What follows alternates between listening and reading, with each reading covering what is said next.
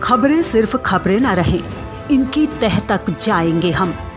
सवाल हो तालीम का या बात हो आपके अधिकारों की, आपके हक की आवाज उठाएंगे हम। सीमा पर जवान से खेत में किसान तक, हिंद के हर योद्धा से आपको रूबरू कराएंगे हम। पड़ोसी की चाल से अपनों की ढाल तक, हर मुल्क के नजरिए को आईना दिखाएंगे हम। आंतरिक से अर्थ तक और रक्षा से विदेश तक, आपके लिए हर नित के मायने आपको समझाएंगे हम। तिरंगे के रंगों से उभरी हर तस्वीर तक, ग्रामीण भारत से वैश्विक भारत तक, देखिए हमारे साथ सिर्फ इंडिया लाइव 24 पर।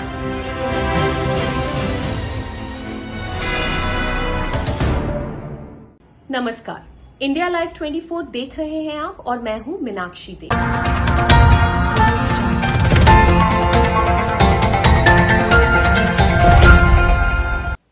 भोपाल गृह मंत्री का बयान। व्हाट्सएप ऐसी यूनिवर्सिटी है जिसका वाइस चांसलर बनने के लिए डिग्री की ज़रूरत नहीं है। जो भी खबरें वायरल हो रही है वो फर्जी हैं।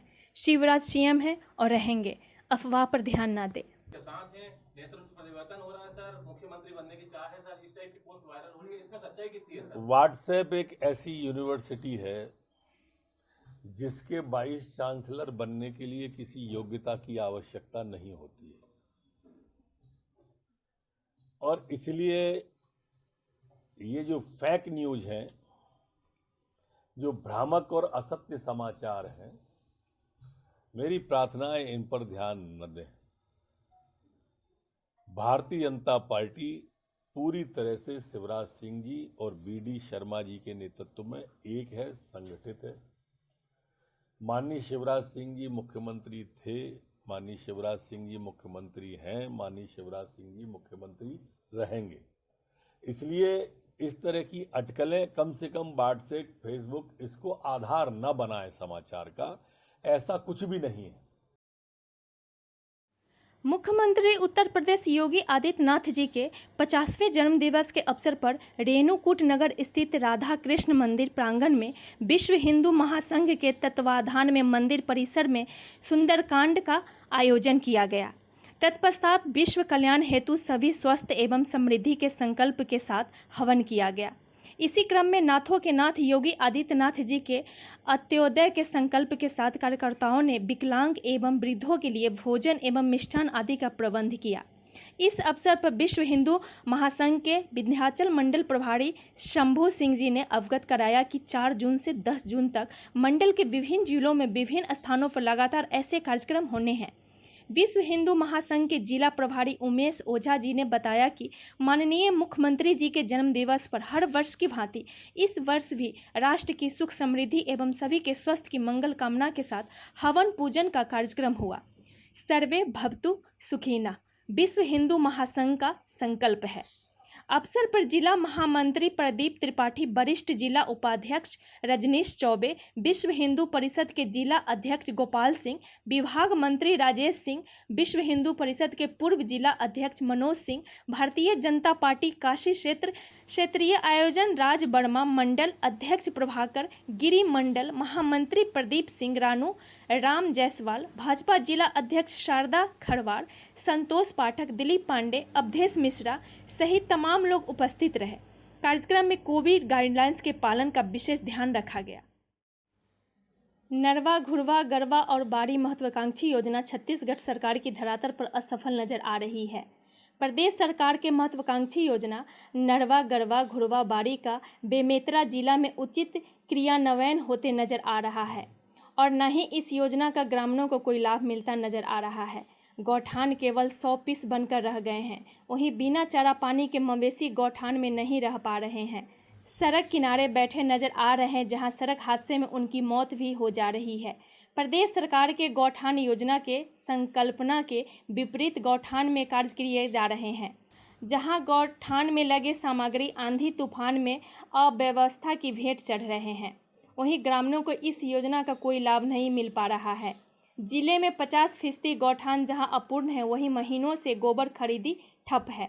सरकार की महत्वाकांक्षी योजना धरातल पर पूरी तरह से फेल है। जहां पशुओं के लिए चारा, पानी और छाया की व्यवस्था नहीं हो पाई, वहीं सरकार के लाखों रुपए भ्रष्टाचार की भेंट चढ़े हुए हैं।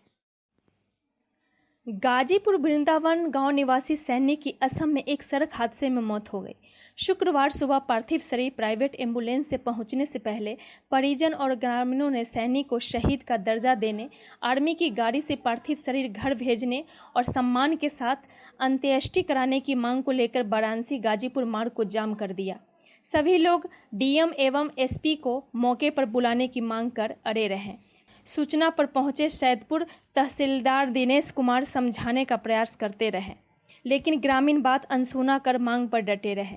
बता दें कि बहिरियाबाद थाना क्षेत्र वृंदावन गांव निवासी जवान अभिषेक यादव की असम के सीमामाड़ी में तैनाती थी। बीते 29 मई को पहाड़ी पर लगे सैनिक कैंप से नीचे उतरते समय अनियंत्रित होकर जीप खाई में गिरने से घायल हो गए थे। असम के तेजपुर स्थित सैनिक अस्पताल में बीते 2 जून को इलाज के दौरान अभिषेक यादव की मौत हो गई थी। जवान का पार्थिव शरीर राजधानी एक्सप्रेस से वाराणसी आया। वहां से प्राइवेट एम्बुलेंस द्वारा परिवार के लोग पार्थिव शरीर लेकर घर आने लगे। इधर इस बात की जानकारी होते ही ग्रामीणों ने सुबह 7:30 बजे सिघौना बाजार में गाजीपुर वाराणसी मार्ग जाम कर शहीद का दर्जा देने, सेना के वाहन से पार्थिव शरीर भेजने और सम्मान से अंतिम संस्कार कराने की मांग शुरू कर दी। कुछ देर बाद पहुंचे सैदपुर तहसीलदार दिनेश कुमार और पुलिस टीम मौके पर पहुंच गई और आक्रोशित युवाओं को समझा बुझाकर जाम करने का प्रयास करने लगी। क्षेत्रीय नेताओं, एसडीएम सैदपुर, एसडीएम जखनिया व पुलिस प्रशासन के काफ़ी समझाने बुझाने के बाद जाम समाप्त होने की सूचना मिली। एक तरफ सरकार के द्वारा गरीब मजदूर के लिए मनरेगा के तहत कोरोना काल में उनकी आर्थिक स्थिति मजबूत करने के लिए काम किया जा रहा है, वहीं दूसरी तरफ सरकार के ही कर्मचारी मुंगेली जिला के ग्राम पंचायत नागोपहरी रोजगार सहायक के द्वारा मजदूरों की जगह अपने परिवार की हाजिरी मास्टर रोल में डाला जा रहा है।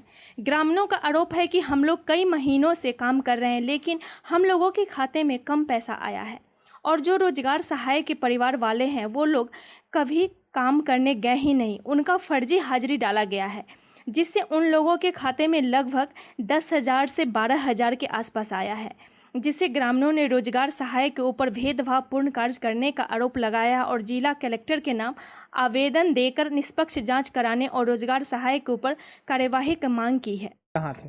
नागोपहरी। अच्छा, यहाँ सब मजदूर कमाल जाते हैं, घर पैसे आबे नहीं कराते। का चीज में कम? माटी में मरेंगा में कमाल जाते हैं। हाँ। तुम घर पैसा नहीं आए? नहीं आते। घर पैसा 1,000 भर रुपया मिलते, घर पैसे में कमाल जाते थे। घर पैसा में 300-400 भर डालते, घर में ज्यादा डालते, 1,000 भर 1200 पैसा डालते। अच्छा, रोजगार है धर्म सिंह डहरिया पंच। कौन से वार्ड से? 10 वार्ड के महिला पंच। कहाँ रही था? झिटकनिया। क्या प्रॉब्लम है आपला? आप मतलब मनरेगा प्रॉब्लम है हमला। क्या प्रॉब्लम है?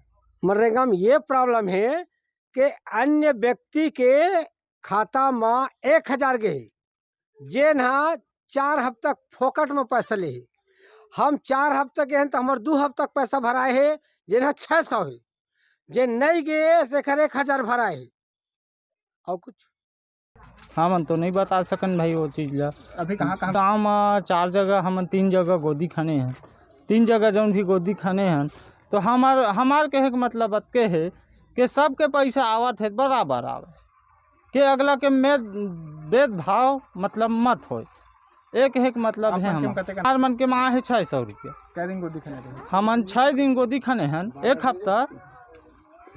हफ्ता हमन जौन गोदी खाने हैं तो 1 हफ्ता में हमार मन के पैसा आए है 600 रुपया रोजी में आप कह दे। हाँ।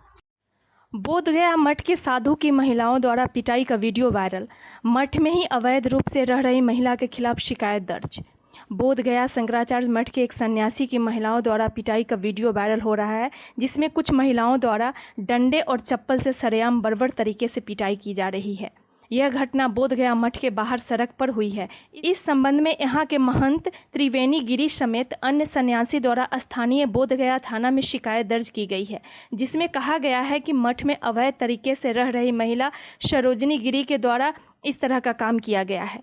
आए दिन उक्त महिला के द्वारा बाहर के उदंड अन्य महिलाओं को बुलाकर यहाँ के सन्यासियों के साथ गाली गलौज और मारपीट करवाती है, जिसके कारण यहाँ का माहौल पूरी तरह दूषित और तनावपूर्ण हो चुका है। इन सन्यासियों ने प्रशासन से उक्त महिला को मठ से निकाल बाहर करने की मांग की है। सन्यासी स्वामी विवेकानंद गिरी ने बताया कि सैकड़ों वर्षों के इतिहास और परंपरा के अनुसार इस मठ में महिलाओं का वास करना वर्जित है। बिहार धार्मिक न्याय के द्वारा गलतफहमी से उक्त महिला को सचिव नियुक्त कर दिया गया था, जिससे उच्च न्यायालय के द्वारा रद्द कर दिया गया है। इसके बावजूद वह जबरन यहाँ रह रही है और बाहर से अन्य महिलाओं को बुलाकर यहाँ के सन्यासियों को तंग कर रही है।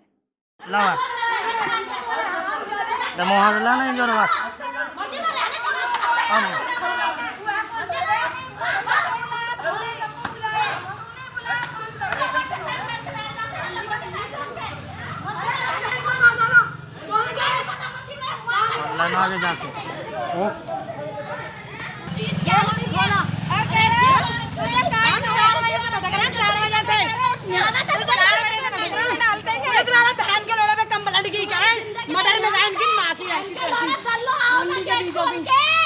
रंडी के बीज एक को आपकी औलाद है तो आ जाओ ना।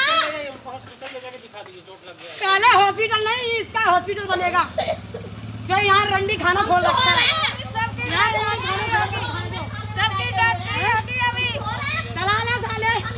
दलाली कैसे मिलेगी यहाँ पे? बुला लीजिए। तो हम बड़ा जो है ना हृदय की वेदना से, आप लोगों को संवेदना से हमने बुलाया है। कोई औपचारिक हम कोई कार्यक्रम नहीं कर रहे हैं। आप लोगों को कहेंगे कि भाई एक हिंदू धर्म का संस्था है, इसको आप लोग जो है देखिए किस प्रकार से जो है हिंदू साधुओं को अपमानित करने के लिए यहाँ पे इस प्रकार का षड्यंत्र। 10 महिला को भेजना ये कितने बड़ा षड्यंत्र है।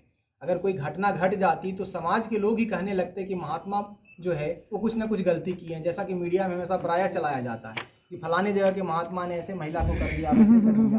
तो यहाँ भी उसी प्रकार का षड्यंत्र जो है वो करने का प्रयास है। और बावजूद भी जो है वो मानी नहीं। समाज के वहाँ पे 50-60 के संख्या में लोग थे, उसके बावजूद भी ईंट पत्थर मार रही थी। वहाँ पे हमारे महात्मा जो है वो अपनी उनको जो है ईंट पत्थर से मारी, चप्पल से मारी और मठ के बारे में उल्टा पल्टा बयान दी। उसके बाद में कही भाई कि हम सब जो है ना सरोजनी गिरी जो है अब यहाँ जो है सरोजनी गिरी के बुलाने पे हम लोग आए हैं और हम इसी प्रकार से बोधगया मठ में रहने वाले महात्माओं पे महिला संबंधित आरोप लगा करके इनको समाज में बदनाम किया जाए। और जैसे ही अभी पूरे वैश्विक स्तर पे आप देख रहे होंगे कि हिंदू साधुओं को इस प्रकार से बदनाम करके पड़ा है, तो हमको ये आशंका है कि बदनाम करने के लिए इस प्रकार का ये षड्यंत्र है। क्या उस समय पुलिस भी ऐसे उस समय हम लोगों ने पुलिस को सूचना दिया। जैसे ही वो महिला बंद कर दी और हम लोग ऊपर से देखने लगे तो कुछ समय के बाद में पुलिस प्रशासन वहाँ पे आए। जो घूमने वाले 2 गाड़ी से होते हैं, उनको पता नहीं क्या बोलते हैं पुलिस वाले को, वो आए। उसके बाद उन्होंने कुछ भी नहीं किया। उसके 15-20 मिनट बाद जो है पुलिस प्रशासन त्रिवेणी गिरी और यहाँ पर जो महिला रहती है वो तरह तरह के लोगों को बुलाती है। रात में 8 बजे 8-8:30 बजे अपने दीवारी कूद के फिर वो अंदर के अंदर आकर अंदर मठ में ढुकना चाह रही थी। तो ये बहुत ही हम लोगों को शायद अन्याय हो रहा है, सभी महात्मा लोगों को और यहाँ के समाज लोगों को भी। ये यही चाहती है कि इन लोगों का बदनाम करा किसी भी तरह है। बाहर से औरतें वो कहाँ की है, औरतें कहाँ की नहीं है, वो किस लिए बुलाती है। ये रात जो घटना हुआ है वो तो बता ही दिए विवेकानंद। प्रशासन से हम लोग यही चाहते हैं कि इस पर कार्रवाई करके इसको यहाँ से हटाया जाए, वरना नहीं हटाएगा तो ये कुछ भी कर सकती है। बाजार के अंदर है हमारे मठ के साधु, कहाँ गई है सुमंत की, उसको जाके पत्थर और ढेला और चप्पल से मारा है। वो तो और मारते चारों तरफ से उसकी गाड़ी तोड़ देने और मारते। वो तो सब बाजार के लोग हैं 10-20-50 जमा हो गए हैं, वो हाय हल्ला किए हैं, कुछ बाजार के लोगों को भी लगा है। लखीसराय टीका एक्सप्रेस की टीम नगर परिषद क्षेत्र स्थित पुरानी बाजार धर्मशाला पहुंची, जहां कैंप लगाकर वार्ड 13-14 में रह रहे 45 वर्ष से अधिक उम्र के लोगों को कोरोना वैक्सीन का टीका दिया। टीका एक्सप्रेस की टीम माइकिंग के जरिए लोगों को वैक्सीनेशन के प्रति लोगों को जागरूक करते हुए अधिक से अधिक कैंप पे आकर टीकाकरण करवाने की अपील की। बताते चले कि जिला प्रशासन ने शहरी इलाके के सभी वार्डों में टीका एक्सप्रेस के माध्यम से शिविर लगवाकर वैक्सीनेशन का कार्य युद्ध स्तर पर करवा रही है। चलिए, टीकाकरण का शिविर लगाया गया आपके वार्ड में, कितने लोगों के बीच क्या कुछ व्यवस्था है यहाँ पर? यहाँ पर 45 वर्ष से ज़्यादा के लोगों की भी व्यवस्था है। जितने भी लोग आ जाए सबका टीकाकरण यहाँ पर होगा। हमने सुबह से घर घर जा कर के लोगों को ये कहा है, जागरूक किया है। नगर परिषद लखीसराय की ओर से वार्ड नंबर 14 में ये पुरानी बाजार धर्मशाला में टीकाकरण किया जा रहा है। तो क्या नाम हुआ आपका? मेरा नाम रंजीत कुमार हुआ। लगाया वार्ड नंबर 14 में कितने लोगों के बीच टीकाकरण किया जाएगा? ये कोशिश है ज़्यादा से ज़्यादा कवरेज होना चाहिए।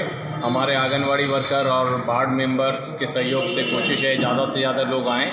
आज के तारीख में जो टीकाकरण दिया जा रहा है इसमें 45 प्लस वाले लोगों को दिया जा रहा है और ज़्यादातर जो लाभार्थी हैं इसमें संभावना यही है कि फर्स्ट डोज वाले ही होंगे।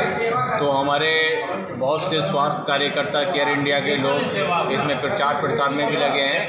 एक केयर के द्वारा एक गाड़ी भी है जो क्षेत्र में घूम घूम के प्रचार प्रसार कर रही है, जिससे कि ज़्यादा से ज़्यादा लोग इस टीकाकरण कराने के लिए आएँ।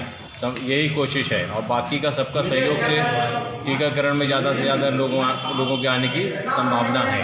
तो क्या नाम हुआ? मेरा नाम नवीद हुआ, Naveedur Rahman, DTL care India.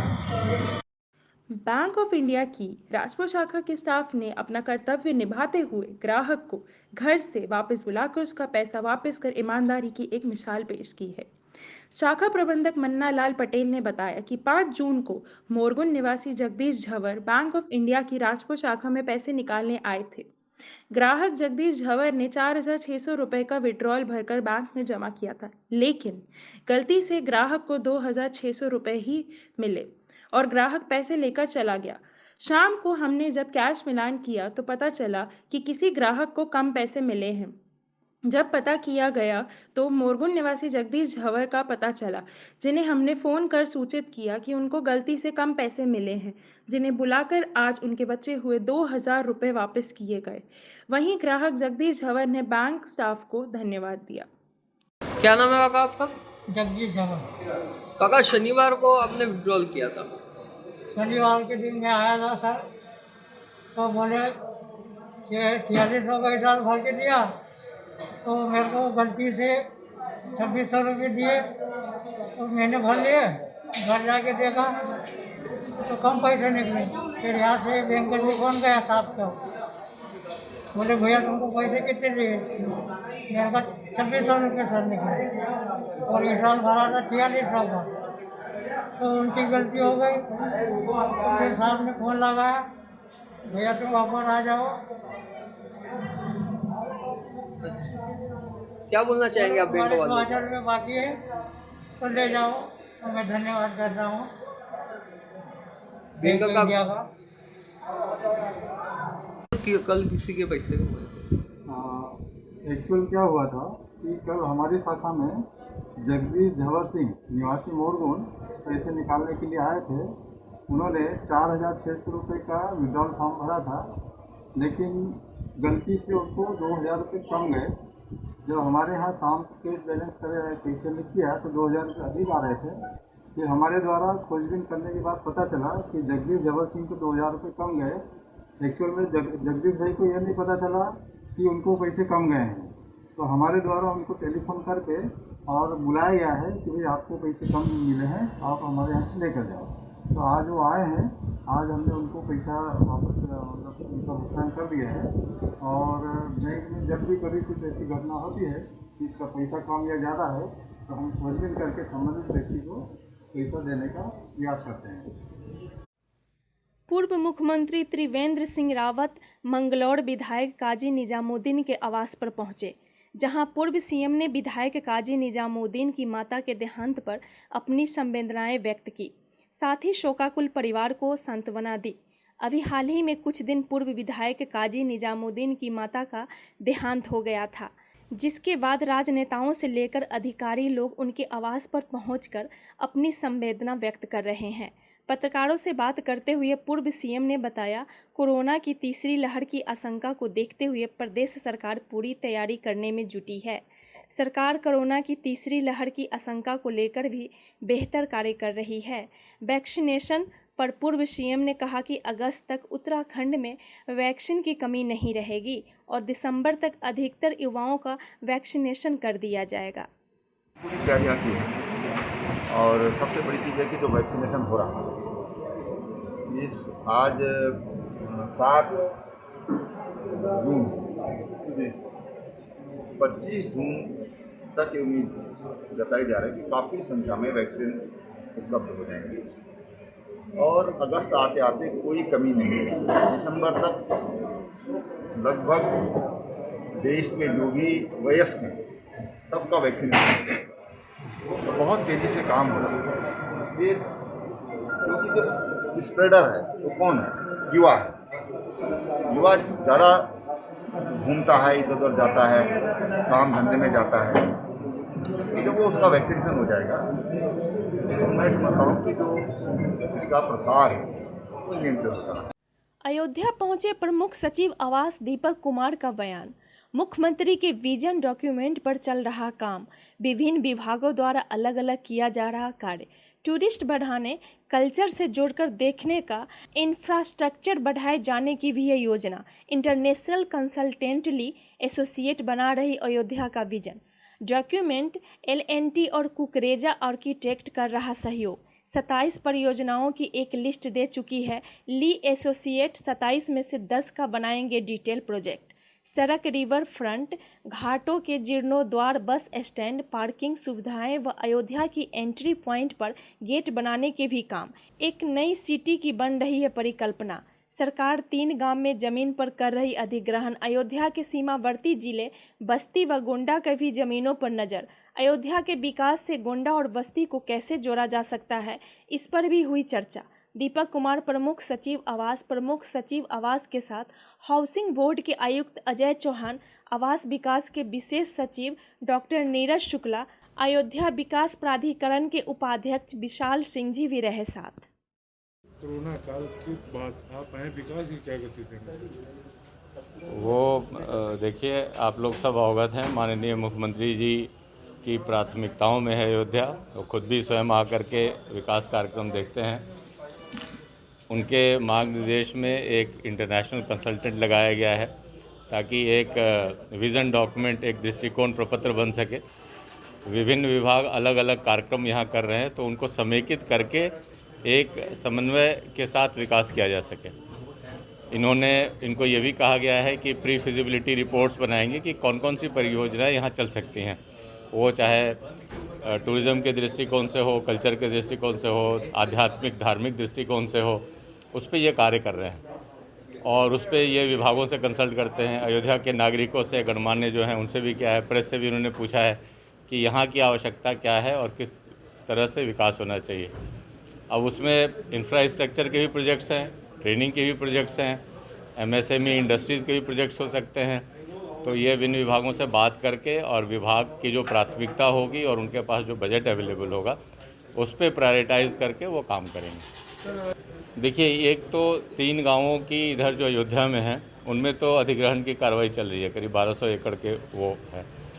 उसके अलावा हम लोग ये भी इंटरेस्टेड हैं कि सरयू जी के दूसरी तरफ जो तट है उधर भी अगर ज़मीन उपलब्ध हो और हमारे लायक हो, जहाँ पे कि हम रेजिडेंशियल या कोई और डेवलपमेंट कर सकते हैं, तो वो भी हम देखने गए थे। और उस दिशा में भी अगर हमें प्रस्ताव आते हैं लोगों से कि हाँ वो इंटरेस्टेड होंगे, उधर कुछ अगर इन्वेस्टर्स इस तरह से मिलते हैं तो फिर हम उधर भी अधिग्रहण के लिए सोचेंगे। देखिए, वो जो एयरपोर्ट का एक्विजिशन है वो मैं नहीं कर रहा हूँ। वो जो एक्विजिशन आवास विकास की तरफ से हो रहा है 3 गाँवों में, वो तो हम लोग कार्रवाई करते हैं। एयरपोर्ट एक्विजिशन का वो डिपार्टमेंट कर रहा है, नागरिक उड्डयन। डिटेलिंग वही बता पाएंगे आप। अच्छा सर, आपने संभावनाएँ दिखती हैं, वो अब एक बार हमारे कंसल्टेंट्स उस पर देखेंगे कि वहाँ विकास में क्या लगेगा और किस दर पे लोग लेने के लिए तैयार होंगे और उसकी अभी संभावना बनती है या नहीं बनती है। वही मैंने कहा कि उसकी एक प्री फिजिबिलिटी रिपोर्ट बन जाए, उसके बाद इस पर हम लोग कुछ बता पाएंगे। आपको नहीं बता पाऊंगा, सिंचाई विभाग उस पर आपको डिटेल। आज के बुलेटिन में इतना ही। आप ख्याल रखिए और देखते रहिए इंडिया लाइव 24।